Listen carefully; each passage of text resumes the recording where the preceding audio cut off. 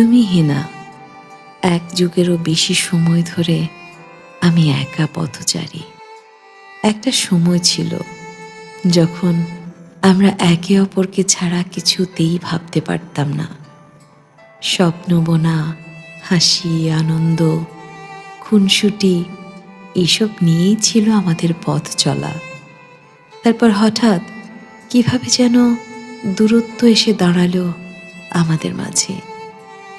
কথাটা কমতে কমতে নীরবতাই হয়ে উঠল আমাদের সবচেয়ে বড় দেয়াল।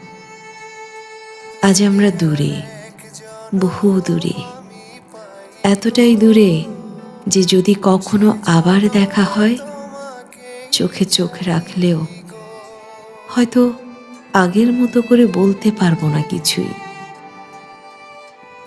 শুধু নীরবে নিভৃতে হবে হৃদয়ের রক্তক্ষরণ, অপ্রকাশিত হাজারো কথার ভারে।